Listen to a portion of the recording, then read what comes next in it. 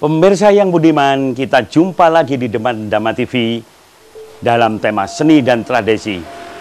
Hanya saja karena kita mendelang mendekati Sumpah Pemuda, tentu akan banyak pertanyaan. Apa kaitannya seni tradisi dengan Sumpah Pemuda? Sangat-sangat banyak. Karena itu pemirsa, tetap bertahan berada di Demak Dama TV. Saya kali ini sangat berbahagia sekali. Saya didampingi oleh para remaja kita. Ya, di sebelah kiri saya ada Mas Agung Widiawan, SH MKN. Sebelah kirinya lagi lebih hebat lagi ini, Saudara Budiman Yama, SPD MPD, bidangnya seni khas seruling dari daerah Nusa Tenggara Timur. Nah, kemudian yang terakhir tidak asing lagi tokoh kita, sesepuh Profesor Alusius R. Entah SH. Entah kemana, terserah pada saudara untuk menilai. Beliau adalah guru besar di Universitas Merdeka Malang. Untuk pertama, kita membahas tentang Sumpah Pemuda. Banyak sekali remaja kita sekarang tidak mengerti apa sih Sumpah Pemuda. Ini sangat riskan, sangat menyedihkan bagi sebuah bangsa besar yang namanya bangsa Indonesia. Karena jauh hari sebelum ada Sumpah Pemuda, kita tahunya mungkin dalam sejarah Sriwijaya, Mojopahit itu Nusantara. Kemudian sejarah itu berubah lagi sampai akhirnya menjadi Indonesia, walaupun belum merdeka pada waktu itu. Sedikit Romo yang kita ingin tahu supaya pemirsa juga mengerti sejarah. Kenapa dulu namanya Nusantara kok akhirnya menjadi Indonesia? Monggo Romo. Terima kasih Romo Yudo, para pemirsa. Jadi sebelum disebut bangsa Indonesia, sebelumnya adalah bangsa Nusantara. Sebelum bangsa Nusantara sebetulnya oleh buku-buku yang ditulis oleh para ilmuwan Barat, itu menyebutnya bangsa Atlantis. Bangsa Atlantis ini adalah sebuah nama untuk bangsa yang mendiami, dulu ada benua Atlantis yang mengalami tenggelam akibat tsunami meletusnya Krakatau kira-kira 12.000 tahun yang lalu. Lalu dalam perkembangan akibat meletusnya Krakatau yang menyebabkan tenggelamnya benua Atlantis, lalu kepulauan-kepulauan Indonesia atau kepulauan-kepulauan Nusantara yang sisa ini adalah sisa-sisa dari benua Atlantis. Konon waktu itu oleh Arisio Santos dikatakan bahwa sebetulnya bangsa Atlantis sebetulnya telah memiliki peradaban yang sangat tinggi, dan bahkan dia mengatakan bahwa peradaban Atlantis adalah awal dari peradaban dunia. Lalu sejarah perjalanan benua Atlantis ini, lalu mulai masuknya bangsa-bangsa lain, antara lain 2000 sebelum Masehi mulai ada penyebaran dari suku-suku dari Asia Selatan masuk ke wilayah Nusantara, sehingga ras kita yang ada di Indonesia atau di Nusantara ini ada yang coklat, ada yang kuning. Jadi ini telah mengalami percampuran antara ras kuning dengan ras coklat. Kita ketahui bahwa agama-agama masuk di wilayah Nusantara ini mulai dari agama Hindu, itu kira-kira abad ke-1 sebelum Masehi. Lalu kemudian agama Buddha masuk abad ke-5. Dan antara abad ke-5 sampai abad ke-15 di Jawa dan Sumatera sebetulnya berkembang kerajaan-kerajaan Hindu dan Buddha. Lalu kemudian abad 13 masuk agama Islam yang dibawa oleh pedagang-pedagang Cina, pedagang Gujarat dan pedagang Persia. Dan sebelumnya itu sebetulnya telah lahir sebetulnya bangsa Nusantara yang diawali dengan kejayaan Sriwijaya menaklukkan kerajaan Melayu di Malaka. Lalu wilayah Nusantara yang ditaklukkan oleh kerajaan Sriwijaya itu adalah kira-kira kurang lebih sekarang ini meliputi wilayah negara-negara ASEAN. Nah, kejayaan Sriwijaya ini setelah Sriwijaya runtuh lalu kemudian diganti oleh kejayaan Majapahit. Dan pada kejayaan Majapahit lalu lahirlah Sumpah Palapa dari Mahapati Gajah Mada pada masa Raja Hayam Wuruk. Dan dalam Sumpah Palapa itu antara lain sekarang di banyak buku kita temukan ada atlas atau peta Nusantara yang kurang lebih adalah sama dengan wilayah yang telah dikuasai oleh Kerajaan Sriwijaya. Dalam perkembangan lahir kerajaan-kerajaan atau kesultanan-kesultanan Islam antara abad 15 sampai abad 18 dan akhir abad 16 itu masuk agama Kristen dan di awal abad 17 masuklah pedagang-pedagang dari Eropa, dalam hal ini khususnya pedagang-pedagang dari Belanda yang mendirikan Serikat Dagang VOC. Nah, Serikat Dagang VOC inilah yang akhirnya bukan hanya berdagang tetapi berusaha untuk menjajah wilayah Nusantara ini. Setelah dikuasai oleh Belanda, lalu wilayah Nusantara ini oleh Belanda diganti nama dengan Hindia Belanda. Hindia Belanda. Masyarakat Nusantara, kerajaan-kerajaan yang ada waktu itu berusaha melawan untuk mengusir penjajah Belanda. Dan lalu kita kenal di awal abad 21 mulai lahir gerakan-gerakan antara lain didirikan partai-partai atau perkumpulan-perkumpulan yang kemudian di Jogja tahun 20 Mei 1908 dilahirkan suatu gerakan Budi Utomo yang kita kenal dengan Kebangkitan Nasional. Hari Kebangkitan Nasional. Nah, namun sebelumnya itu para ahli, baik ahli dari Belanda maupun dari Inggris, sudah memberi suatu nama tersendiri untuk Nusantara ini, itu dengan kata Indonesia yang sekarang kita kenal. Ah, nggih. Maturun Romo. Sementara sampai di Indonesia itu dulu ya, namanya udah ketemu Indonesia. Nggih. Para pemirsa tetap berada di depan Dhamma TV. Kita akan lanjutkan pada season berikutnya. Indonesia sudah ketemu, para pemirsa. Bagaimana kisah selanjutnya? Kedua remaja yang berada di samping saya, satu mewakili luar Jawa dan satu mewakili Pulau Jawa. Saya akan bertanya dulu dari Mas Budiman Yama ya.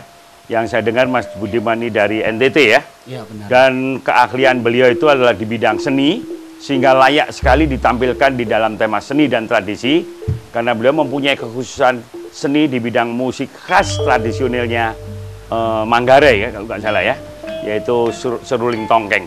Tapi pertanyaan saya bukan seruling tongkengnya ya, Mas Budiman, apa pemahaman Anda sebagai generasi muda, terutama saudara-saudara kita yang di luar Jawa ya, apakah di sana juga memahami tentang adanya penyatuan dari bangsa ini diawali dari adanya Sumpah Pemuda? Monggo. Baik, terima kasih. Saya mewakili generasi muda dari di luar Pulau Jawa. Pemahaman kami tentang konsep kami tentang persatuan Indonesia itu sangat kental sekali. Di mana kami dalam keseharian berdialog itu secara sederhana kami menggunakan bahasa Indonesia yang sangat sederhana. Artinya kami menyadari ketika ada teman-teman yang dari luar pulau kami, daerah kami selalu menyapa menggunakan bahasa Indonesia. Itu hal. Walaupun jatuh bangun dia berbicara bahasa Indonesia, tapi dia berusaha dalam berbicara dalam bahasa Indonesia. Itu pertama.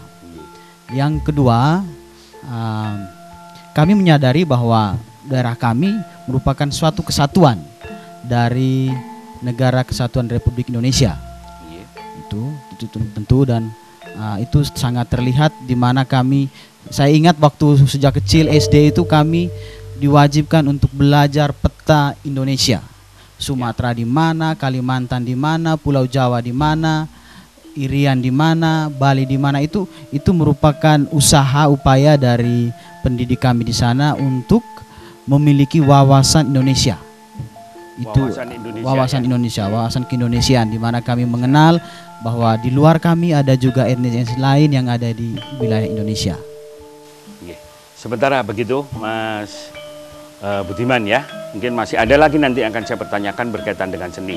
Saya kepada Mas Agung Widiawan ya Mas Agung ya, salah Betul, satu generasi muda kita yang sudah menjadi notaris ya, tentunya secara akademis Mas Agung ini udah cukup mapan ya, cukup tinggi. Namun saya yang selalu mengikuti perjalanan generasi muda bangsa, saya ingin melihat pandangan Anda menjelang Sumpah Pemuda. Apa yang Anda pernah pahami tentang itu? Silakan Mas Agung. Ya, begini mohon terima kasih. Untuk tentang Sumpah Pemuda itu sendiri, memang kita udah diajarkan dari mulai kita kecil, terutama untuk udah mulai menginjak sekolah dasar. Nah, Sumpah Pemuda itu memang dideklarasikan pada tahun 1928, tepatnya 28 Oktober, di mana bahwa pemuda-pemuda itu memiliki semangat untuk bagaimana memperjuangkan negara kita ini agar benar-benar bisa untuk maju, bisa mensejahterakan masyarakat untuk demi kemajuan negara kita ini.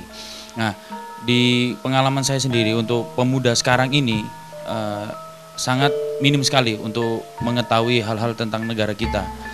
Iya. Ciri khususnya adalah bahwa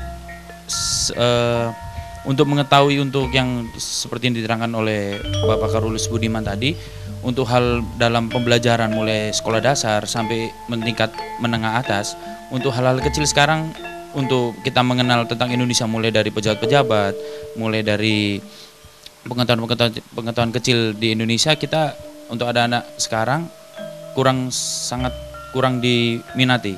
Jadi ya kurang diminati sekali. Jadi dalam perspektif kenegaraan sendiri bagi anak-anak muda ini sangat kecil sekali. Jadi saya kira sangat disayangkan sekali untuk adik-adik kita, mungkin generasi di bawah saya yang sekarang, kalau saya bilang kalau bisa lah lebih ditingkatkan lagi, lebih baik untuk ke depan seperti Oke, itu. terima kasih Mas Gong.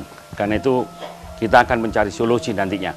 Kepada Romaloye, Prof, ini kedua remaja kita tadi sudah menyampaikan makna daripada Sumpah Pemuda.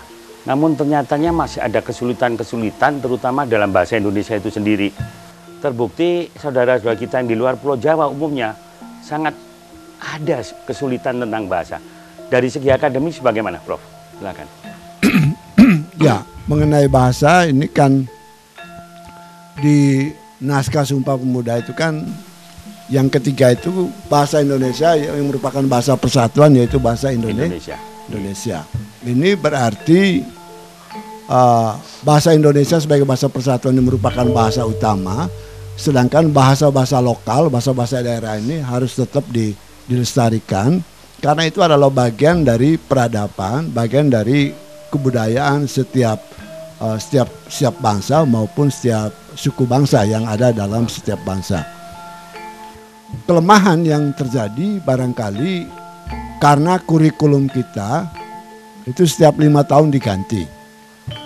Setiap ganti kabinet kadang-kadang terjadi ganti kurikulum.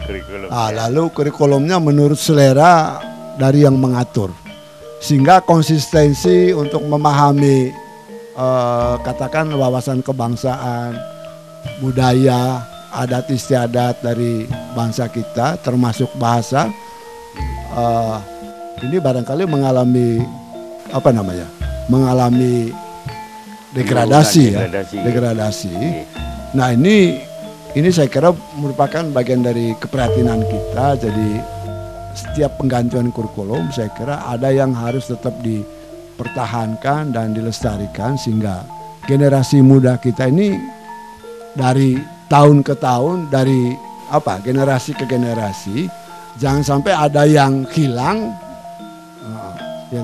ada yang hilang yang tidak diketahui karena akibat dari perubahan kurikulum yang sesuai dengan selera itu. Oke, matur nuwun, Prof. Para pemirsa, emang riskan sekali. Nanti pada session berikutnya kita akan tahu kenapa bahasa Indonesia ini menjadi sulit. Jangan kemana-mana, tetap berada di depan Dhamma TV. Pemirsa, kita lanjut masalah Sumpah Pemuda. Saya kepada Mas Agung lebih dulu, yang generasi muda yang kebetulan tinggal di Pulau Jawa. Secara murni saat 28 Oktober tahun 1928, tujuan diadakannya Sumpah Pemuda itu apa sih Mas Agung? Tujuan dideklarasikan Sumpah Pemuda itu seperti yang saya jelaskan sebelumnya, memang Sumpah Pemuda ini untuk membangkitkan jiwa-jiwa muda, di mana memberikan semangat-semangat untuk bisa memperjuangkan kemerdekaan Indonesia yang sudah diperjuangkan oleh pahlawan-pahlawan kita, sesepuh kita, terutama mungkin lebih khusus untuk veteran-veteran kita yang sekarang mungkin masih hidup ya. Jadi kita di situ belajar makna dari Sumpah Pemuda sendiri untuk memberikan semangat. Tujuannya agar negara ini ke depan dengan adanya pemuda kita bisa tetap bersatu dan demi menjunjung tinggi nilai kemanusiaan kita di negara kita sendiri. Terima kasih Mas Agung ya. Ya. Saya kepada Mas Budiman ini ya, rasanya untuk menjunjung tinggi nilai berkemanusiaan. Padahal seingat saya yang namanya Sumpah Pemuda itu punya satu tujuan, menjadikan suatu bangsa dan membentuk suatu negara. Gimana pendapat Mas Budiman? Monggo silakan. Ya,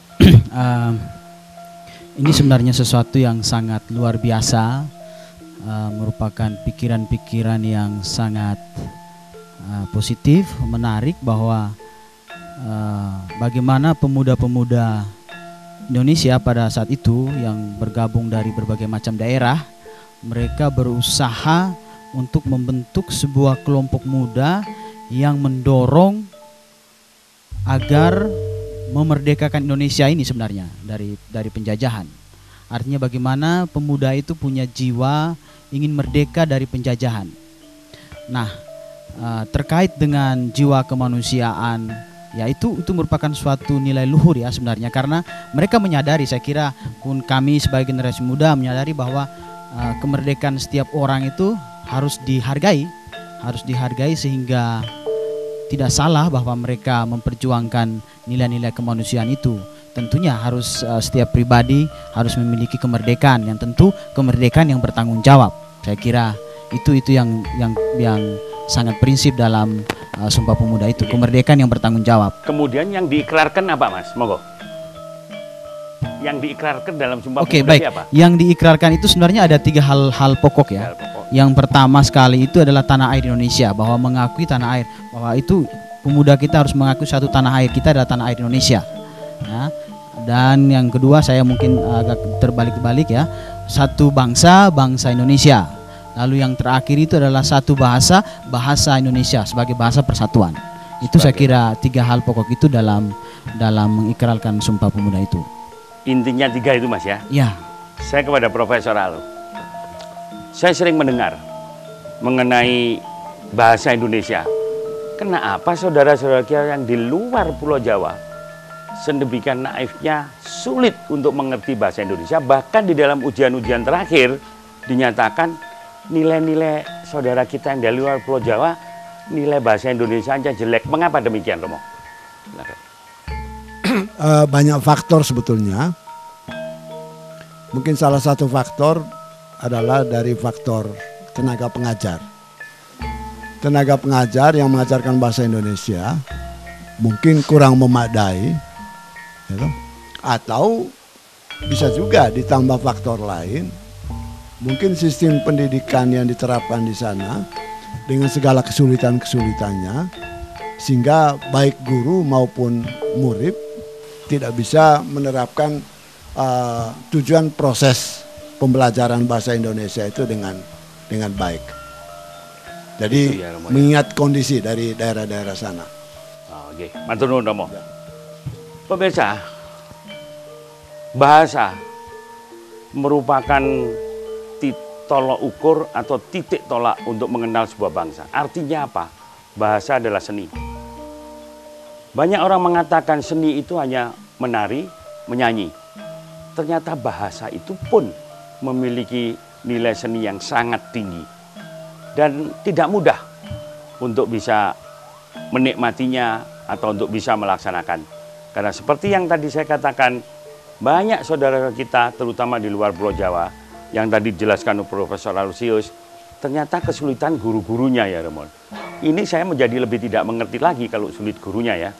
Karena di mana-mana tentang bahasa Indonesia sudah diajarkan secara menyeluruh. Namun demikian pemirsa, bahasan ini khususnya tentang Sumpah Pemuda keterkaitkan dengan seni dan tradisi yang kita miliki di seluruh Nusantara akan kita bahas ke minggu depan dengan teman-teman yang ada saat itu yang nanti akan kita ketemu kembali pada minggu berikutnya.